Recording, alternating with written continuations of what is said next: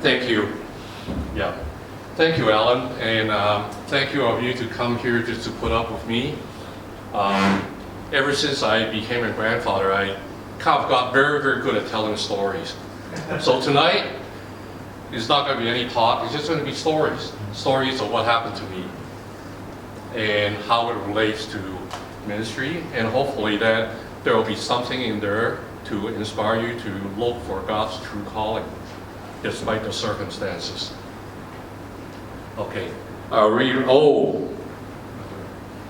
used to mics down here because I play musical instruments. Okay, here we go. Okay, first story. Once upon a time, there were two princesses. One named Macy, one named Mia.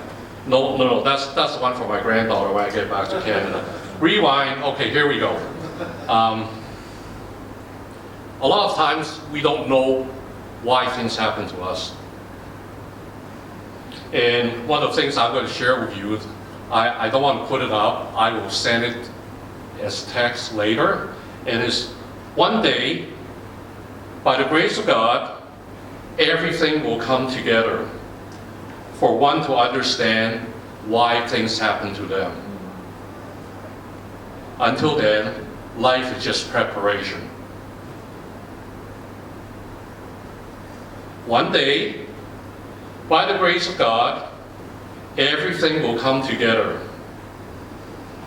for one to understand why things happen to them. Until that day or that time, it's all preparation. I'm just going to say that I'm not always the goody two-shoe guy. As a matter of fact, the fact that I'm in the Conquer series, you know that I had my bad experience in life. And one of the things that I did, which I was, very ashamed of it after I came clean with God, was I played in a band, kind of like Jonathan. Yeah, I played in a band, and I think I played in a band for the same reason as Jonathan did. It was during college. The school pub was looking for musicians to play. So another guy in my dorm level, he was a great keyboard player, and I kind of know how to play the bass. So we just got together, hey, let's go audition, we'll learn how to play with each other, audition, and then we can make some money on Friday and Saturday nights. And they were paying pretty well. Back then it was 50 Canadian dollars. I know it's not as much as American dollar, but 50 Canadian dollars for Saturday and 50 Canadian dollars for Friday night, which was $100. When I was in school, that was like a lot of dough or money. But my ulterior motive was not as much as the money, it was the lifestyle of musician. Because it's a great way to attract girls. Everybody's nodding, right? And that's what I did. And because of that, it led me down to a slippery slope of a very promiscuous lifestyle. Basically, I was there, play music for fun and enjoy the fun out of it, and get $100 every weekend. Pretty good life. Well, fortunately, God pulled me out of there by forcing me to change school because I could not get into the business program at the University of Western Ontario. And in some way, looking back at it, sure, the Western business degree will serve me better, but the fact that that is not what I need. God pulled me up there, took me to a different school, back in Toronto, and I was home. And I was able to escape that lifestyle.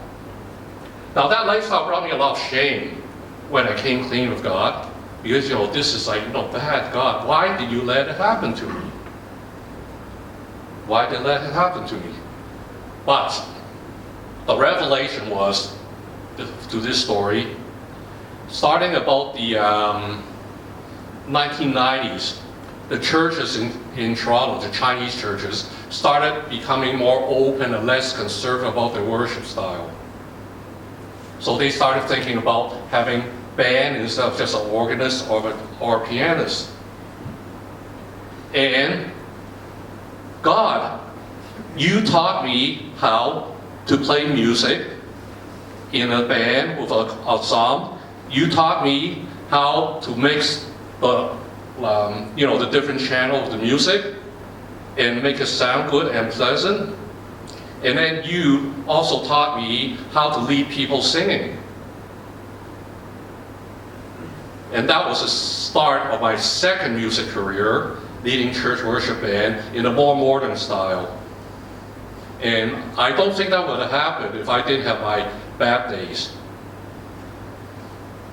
So just because something bad or that you feel really ashamed about happened to you, it might not be a bad thing. God will find a way to use you if you let Him.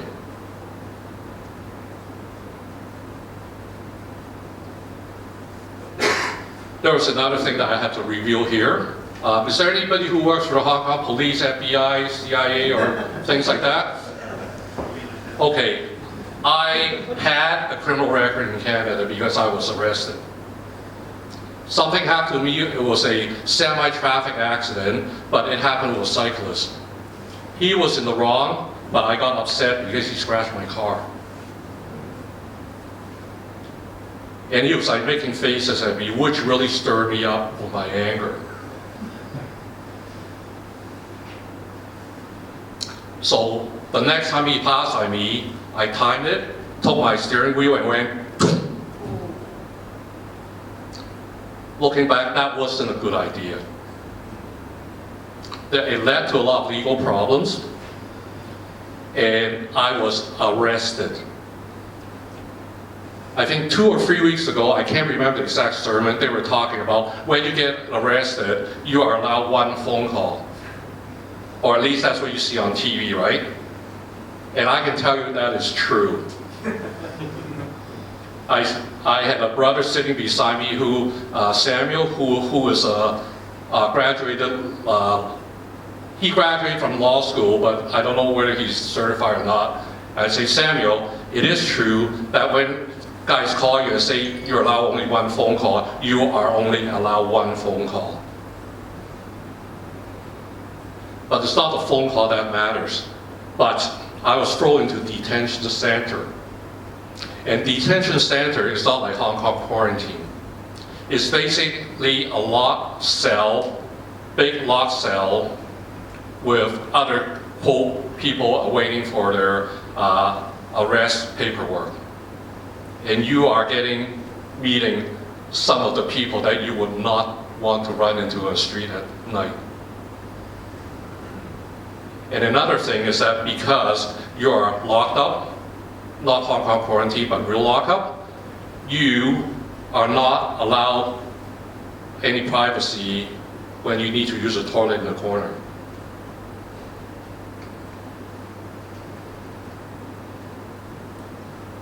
And that was like quite a emotional ordeal.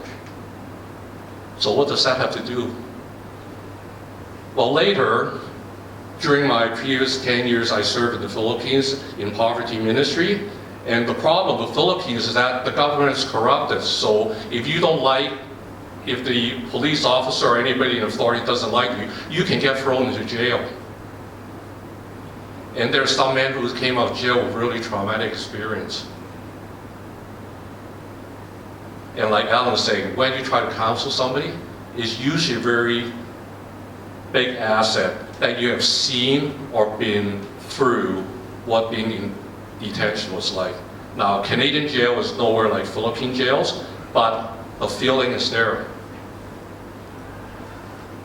And my takeaway is that God let me get arrested because of what I did, rather than just using grace, so that I can experience what it's like to be locked up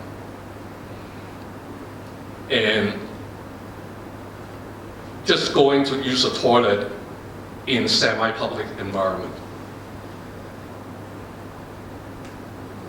Okay, there are a lot of times that you go and do something, or you pay money to do certain activity, or learn something, that you regret because you pay a lot of money, and then you say that is so useless. Some of the things that I ended up doing, because some I did have to pay money for, is off-road driving. And if anybody has been in Canada, there's the Land Rover off-road winter driving school. Basically, it's 1 week. They give you nice Rovers that you drive in difficult terrains. Now, I mean, it was a lot of fun. It was $10,000. $10,000 that I wasted. $10,000, you know, like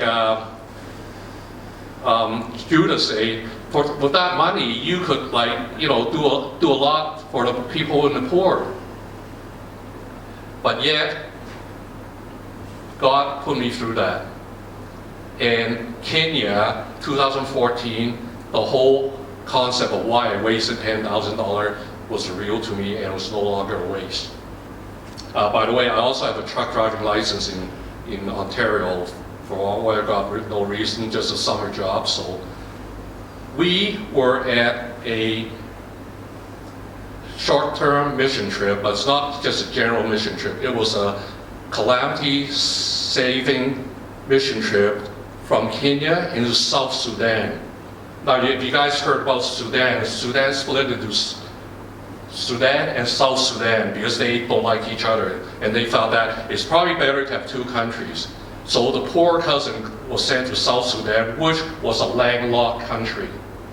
Landlocked. No way of getting supply aside from Kenya. Our ministry partner in Kenya, who runs a refugee camp, say the situation is very, very dire. We were able to get a group of doctors together, mostly emergency doctors, and we flew to Kenya. And bless all the pharmaceuticals, despite that they're making a lot of money off the vaccine right now, they donated a lot of medical supplies for us. The Canadian Armed Forces flew us into Kenya. So all the stuff was unloaded, loaded onto these 4-wheel drive UK military trucks. And we were ready to go. Except for one thing, they were short one driver. Now you guys see where this is leading. So someone say, Danny on his application for ministry resume put driving a truck as one of his skills. So I said, okay, Danny, you know how to drive a truck. We need one truck driver.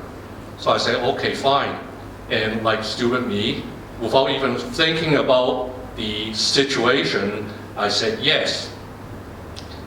Little do I know that it was a very treacherous drive. There are warlords and thieves ready to steal the medical supply because it's worth a lot of money in the wrong hands. So I hopped in the cab and say, oh wow, I get to drive 4-wheel drive truck for real. Before I hop on the truck, I look at the top of the truck. In front, machine gunners with machine gun on a tripod. Same at the back. And I was told to just try to follow the truck in front of you because we'll be driving without our lights. So I said, okay, fine, God protect me. And then a Kenyan soldier hopped into the cab beside me with, I don't know my machine gun, so anyways, he had a machine gun. I don't know the difference between, M16, M14, AK-47, all that stuff. So he sat down beside me and he said, don't worry, I'm here to protect you. And then I know enough about firearms that he slid the safety off. And all along that way, I was like adrenaline high, out of fear or whatever, and I don't think I prayed so much in that 8 hours.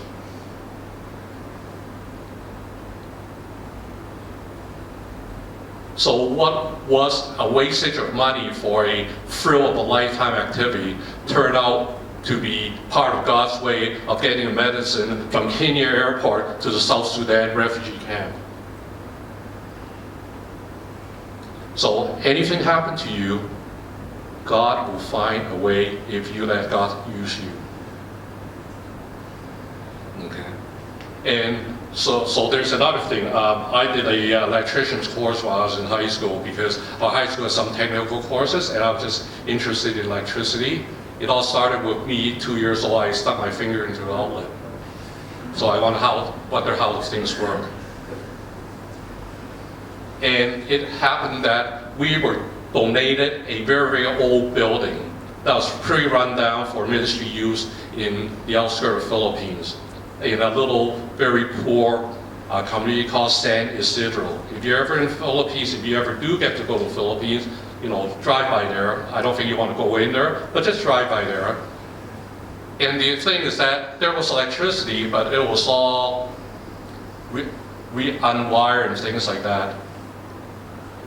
And the fact that, God taught me or got me to learn electricity back in high school so many years ago, it was a purposeful thing. We were able to convert that building. I was able to teach these guys how to help me pull wires, and we had lights and outlets for powering the computer, the big screen. So big screens are like big thing for our ministry. You must have a big screen. So we were able to get a building that was basically abandoned to use for our ministry. And the fact that the building was abandoned, we didn't have to pay rent. We just had to pay for electricity. But the most important story that I'm about to tell gets emotional, and it happened to be in the Philippines as well. 2006, the second year that I decided that God wants me to do something in my spare time. I didn't want the local missionary trainees to give up a bed space for me and sleep on the floor.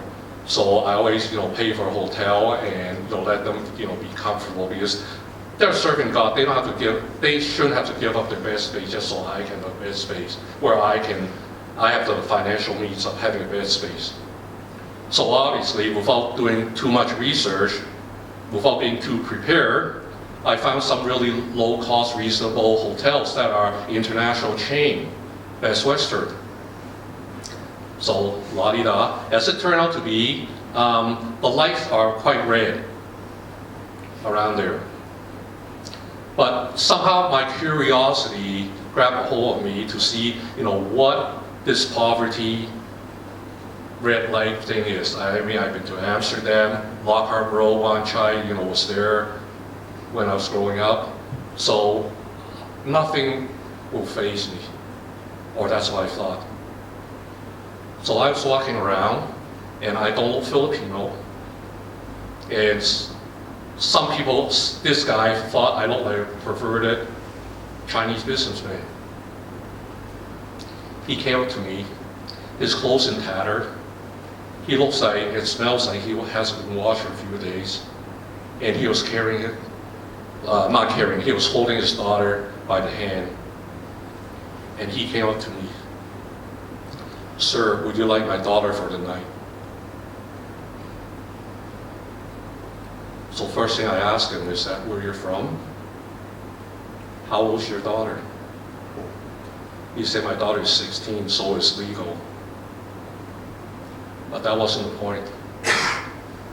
My daughter was 16 as well at that time.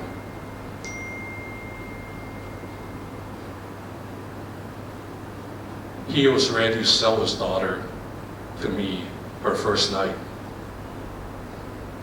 I said, "Why are you doing this?" He said, "We came to Metro Manila. I couldn't find work. We're out of money. The price that I sell her to you for will pay for food and bus tickets home."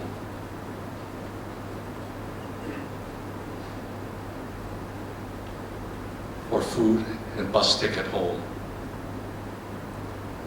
selling your daughter just so that you can feed your family for 2 nights and get yourself home. Hit me right there. Hit me right there, because my daughter was 16. I was saying that, Lord, I just pray that I don't have to fall into a situation where I have to do that to my daughter.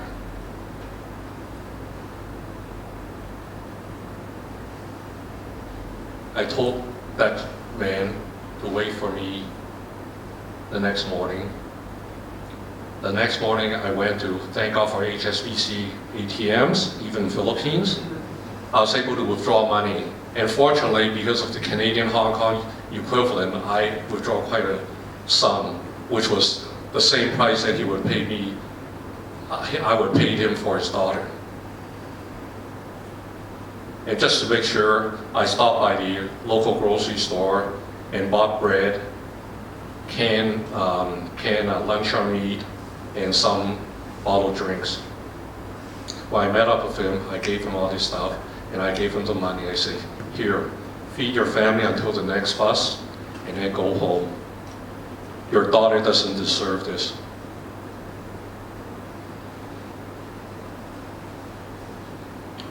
After giving the money to the man, I went back to my hotel room, and now people don't usually get on their knees to pray.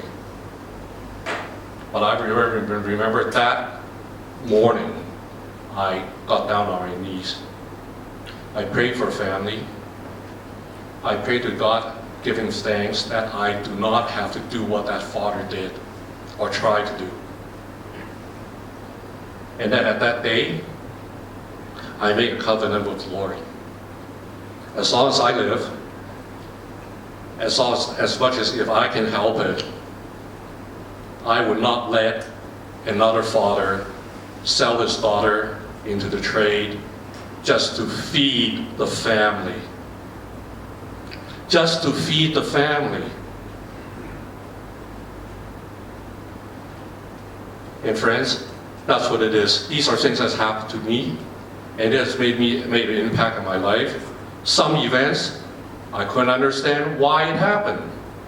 But later, when the time comes, the Lord revealed to me why things like that happen, why I did the things, why certain things happened to me.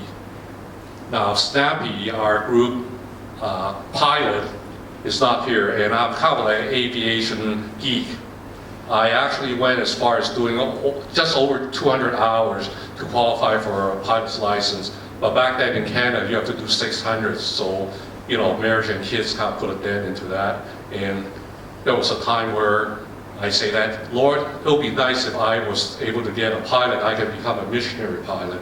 It's not very exotic, right? But God didn't want that for me, so it didn't happen, and I accept that.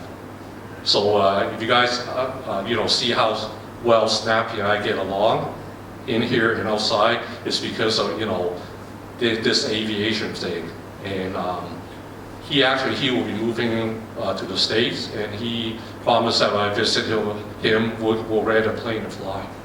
Yeah. Mm-hmm. And actually, the part to that story is that he actually trusts me to fly with him.